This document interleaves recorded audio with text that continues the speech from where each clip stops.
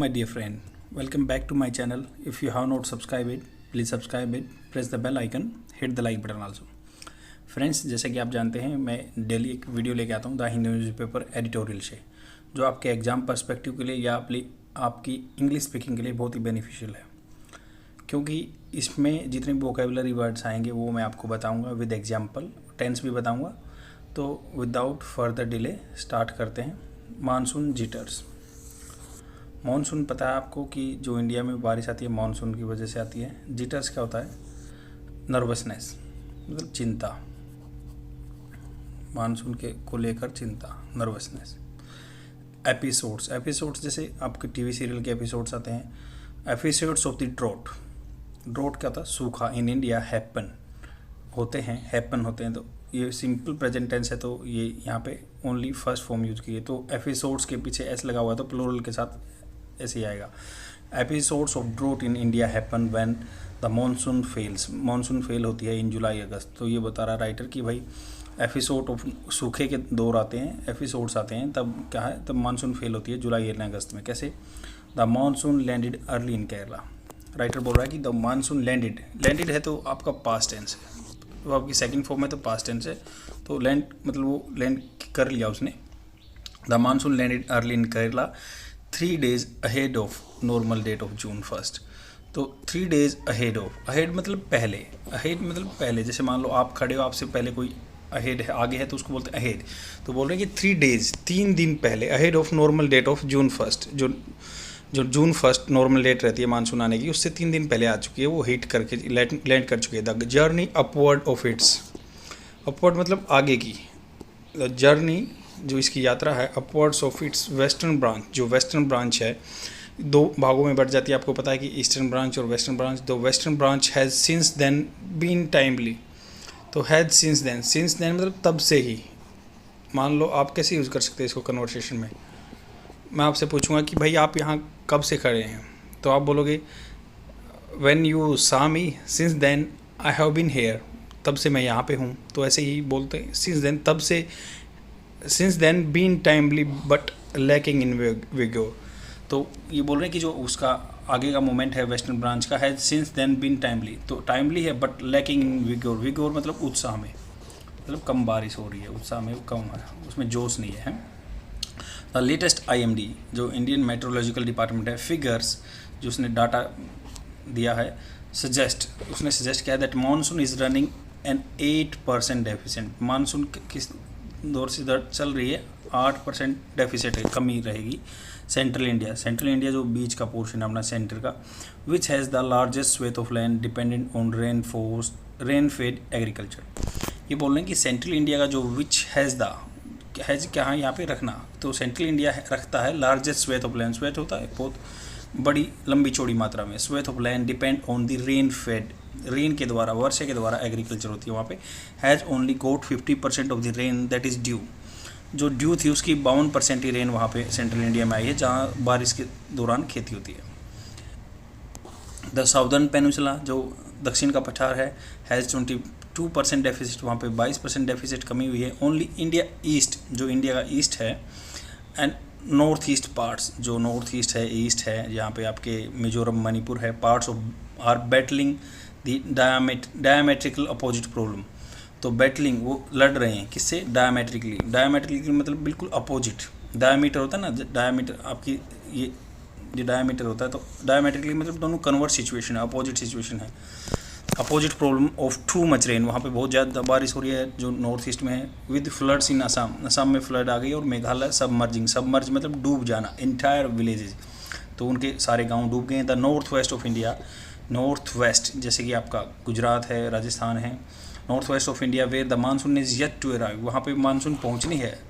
Railing under मतलब किसी चीज़ के दबाव के अंदर, reeling under a series of heat waves. तो अभी तक वो झेल रहे हैं किसके? हीट वेव, गर्म हवाओं के चलते झेल रहे हैं वेस्टर्न इंडिया में। Is battling a rainfall deficit of 33%, वहाँ पे 33% रेनफॉल कम हो रही है। The monsoon rainfall is critical, बहुत क्रिटिकल है, इंपॉर्टेंट है फॉर खरीफ सोइंग, खरीफ की फसल की बुआई के लिए। एंड सो ए फाल्टरिंग जून, फाल्टरिंग मतलब डगमगाना, लाइक कोई दारू पीने के बाद, ड्रिंक करने के बाद डगमगाता था, उसको फाल्टरिंग बोलते थे। तो ये बोल रहे फाल्टरिंग, डगमगाने वाली। जून हैज़ रेज कंसर्न, जो डगमगा रही है जून या जा रही है ऐसे, तो हैज़ रेज कंसर्न, उसने चिंता जताई है। इन सेवरल क्वार्टर्स, बहुत सारे क्वार्टर्स क्या होता है, 3 महीने का टाइम पीरियड होता है। हाउएवर, जबकि दो कन्वर्ट सिचुएशन को जोड़ने के लिए हाउएवर यूज होता है। There is a little to be worry about at this juncture, हालांकि there is a little to be worried about this juncture क्या होता है, इस पॉइंट पे, इस जगह पे। तो इस जगह पे थोड़ा सा चिंता होने की बात है। June rainfall particular in the first fortnight, जो जून रेनफॉल था particular in the first fortnight, पहले जो 15 दिन में, इज हिस्टोरिकली पैची मतलब कहीं कहीं हो रहा था, स्पोरेडिकली होता, छिटपुट होती थी, patchy and contributes less than 80% of the monsoon rainfall. तो 18% ऑफ द मानसून करता था, पहले भी यही है। मेट्रोलॉजिस्ट जो हैं, मौसम विभाग वाले, maintain that there is a no correlation of timing and advent of the monsoon rainfall with its eventual performance. Eventual क्या होता है, लास्ट परफॉर्मेंस। मतलब वो बोल रहे हैं कि मेट्रोलॉजिस्ट बोल रहे हैं कि भाई वो कभी आए या बीच में डाउन जाए तो उससे कोई डिपेंड नहीं करता, क्योंकि उसका इवेंचुअली जो लास्ट परफॉर्मेंस उस पर डिपेंड करता है सब कुछ। Because of the large variance मतलब एक चीज़ में गैप आ जाना, जो आपने डिज़ायर किया हो और उसके बाद आपकी परफॉर्मेंस डाउन आए, तो there is a huge gap और large variance between your performance and your like expectation. तो ऐसे ये because of the large variance in the inherent होता है, जो उसकी इंट्रिंसिक क्वालिटी होती है। Inherent in June rainfall, the IMD has historically chosen not to issue forecast for this month. तो IMD ने क्या डिसाइड किया है, हैज़ चोजन मतलब हैज़ वर्ब की third form present perfect tense, not to issue forecast जो होता है पहले मतलब आगामी घोषणा करना इस मंथ के लिए, उसने नहीं चूज़ किया। Unlikely for July and August, unlikely मतलब क्या है, जैसे जुलाई और अगस्त के लिए उसने फोरकास्ट कर दिया है। द लेटर टू मतलब जुलाई एंड अगस्त, लेटर जो पीछे आ रहे हैं जुलाई एंड अगस्त के बारे में। The latter two are considered the key monsoon months, ये इनको की मानसून मंथ बोला गया, and responsible for supplying nearly 2/3 of the monsoon rainfall. तो ये 2/3 रेनफॉल जुलाई और अगस्त में ही होती है, ये बोल रहे हैं रिस्पॉन्सिबल माना गया। Episodes of drought in India, those are linked to agricultural failure are when the monsoon fails in 2 months। अगर मान लो सूखा पड़ेगा तो इन 2 महीने में मानसून फेल होती है, तभी सूखा पड़ेगा। इन फैक्ट, वास्तव में, इन रियलिटी और actually we can say the real worry, जो असली चिंता है, दैट लिंगर्स ओवर। लिंगर्स मतलब एक जगह पे रहना। मान लो कोई चोर है, किसी के बैग पे लिंगर्ड कर रहा है, just the thief was lingered on her bag, तो उसकी आंख टकटकी वहीं लगाई थी। वही जैसे चिंता कहाँ पे टकटकी लगी है, over the horizon is rainfall in July and August. July August में क्या रहेगा बारिश, उस पर ही टकटकी लगाई है। और May 31 as part of its updated forecast, जो अपडेटेड फोरकास्ट है, the IMD gave an optimistic picture, उसने एक आशावादी पिक्चर दी है 31 मई को। कैसे, the June to September rainfall over the country was likely to be 103% of long period average. Long period average means they are taking like previous 50 year data for to check the variation in the monsoon. मतलब 50 साल का वो data लेते हैं कि भाई इस time में क्या मानसून रहा, उससे 103% ज़्यादा होएगा ये बारिश। अब ये बोल रहे हैं the central India was likely to get above normal. तो सेंट्रल इंडिया है वाज लाइकली, आपको ये देखना कि वाज है तो पास्ट टेंस है, तो वाज कहाँ पे यूज होता है। हमने देखा होगा कि भाई वाज के साथ ING आता है, अकेला तो वाज आता नहीं है, बट यहाँ पे क्या है, पैसिव फॉर्म पे बात की गई है। तो central India was likely to get above normal rainfall as was the southern peninsula. तो ये है क्या बोल रहे हैं कि सेंट्रल इंडिया भी ज़्यादा बारिश लेगा अबव नॉर्मल से, जो साउदर्न पेनिनसुला की तरह ही।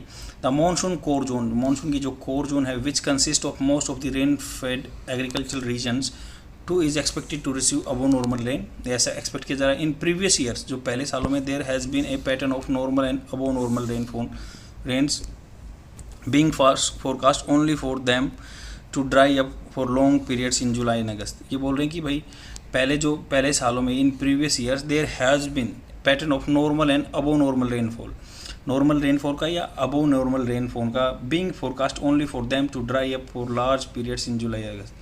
तो जो लार्ज पीरियड हुए हैं ड्राई अप के, मतलब बिल्कुल सूखे गए हैं, जो large period in July and August में गया है। तो ऐसा भी हो चुका है कि भाई पहले सालों में there has been a pattern of normal and above normal rains being, मतलब पहले भी हुआ है कि नॉर्मल बताई गई बारिश और ज़्यादा भी बताई गई, फिर भी ये सूखे गए हैं जुलाई अगस्त में। Followed by a sudden surge in September. Surge मतलब एकदम से घाटा आ जाना। दिस पैटर्न में help deliver the numbers but is not always beneficial. ये नंबर्स डिलीवर करने में तो अच्छा पर बेनिफिशियल नहीं होगा for kharif sowing. The expectation of the good monsoon are premised on. Premised on मतलब बेस्ड ऑन, किस पे आधार पे है, प्रीमाइज्ड बोलते हैं उसको। Premised on the persistent of La Nina. La Nina और अल्नीना आपको पता होगा अगर आपने ज्योग्राफी में पढ़ा हो, नहीं पढ़ा तो मैं एक बार थोड़ा सा बता देता हूँ। एंड द कन्वर्स मतलब उसका अपोजिट क्या है, अल्नीना होता है। And characterised by a cooling of the central Pacific water. Central Pacific waters की कूलिंग होने पे भी डिपेंड करता है। या हाउएवर द इंडियन ऑयल जो इंडियन ओशन डायपोल है another index of significance to the monsoon is expected to be negative. ये माना गया कि नेगेटिव रहेगा। Whether the La Nina can compensate for the dampening of Indian Ocean dipole remains to be scene. तो ला नीना का जो component है compensate करेगा, जो मान लो किसी से घाटा भी होता है तो उसको बढ़ा देगा फॉर द डैम्पनिंग। डैम्पनिंग क्या, कम होने वाली of the IOD remains to be seen, वो अभी देखना बाकी है। यहाँ पे आपको अगर आप ज्योग्राफी के स्टूडेंट नहीं है तो थोड़ा समझ नहीं आएगा, क्योंकि यहाँ पे मैं बता देता हूँ आपको अल नीनो, ला नीनो, इंडियन ओशन डायपोल क्या होता है। थोड़ा थोड़ा मोटा मोटा मैं बता दूंगा तो आपकी जो है थॉट्स क्लियर हो जाएंगे। अल नीनो, अल नीनो आपने बहुत बार न्यूज़ में सुना होगा कि अल नीनो से तो बारिश बढ़ती है। अल नीनो वैसे स्पेनिश लैंग्वेज में अल नीनो का क्या मतलब होता है, बॉय होता है। ये क्या है, आप इमेजिन करो, ये यहाँ पे अमेरिका जो है, यहाँ पे आपका अफ्रीका कॉन्टिनेंट है, अफ्रीका, और यहाँ पे ऑस्ट्रेलिया लगा लो। तो ये आपका जो है पैसिफिक ओशियन है। पैसिफिक ओशियन की बात करेंगे अल नीना ला नीना में। अल नीना में कि देखो क्या होता है, जो पानी है जो हमेशा क्या है, आप ध्यान रखो कि हमेशा जो एटमॉस्फेयर में वेस्टर्लीज बहती हैं, जो पछुआ हवा बोलते हैं वो बहती है। बट जो इंडियन मॉनसून पे इफेक्ट पड़ता है नॉर्दर्न का, जो ना ईस्टर्लीज का, मतलब जो ईस्ट से बारिश आती है, तो ईस्टर्ली ट्रेड विंड का बहुत इफेक्ट पड़ता है और उसी से इंडिया में बारिश आती है, मानसून आती है। बट यहाँ पे अल नीनो में क्या होता है, जैसे सारा जो पानी यहाँ का इधर चला जाता है, मतलब इधर क्या है, सब पानी गर्म हो जाता है। गर्म हो जाता है तो नीचे ऊपर उठता रहता है और एटमॉस्फेयर में यहाँ टेम्परेचर ज़्यादा हो जाता है। तो इससे क्या है, बारिश बढ़ जाती है इंडिया में, क्योंकि इंडिया तो इधर ही है ना, तो इससे इंडिया में बारिश बढ़ जाती है। अल नीनो क्या है, जो पैसिफिक ओशियन में आपका टेम्परेचर बढ़ जाता है। किस साइड बढ़ जाता है, ईस्टर्न साइड बढ़ जाता है।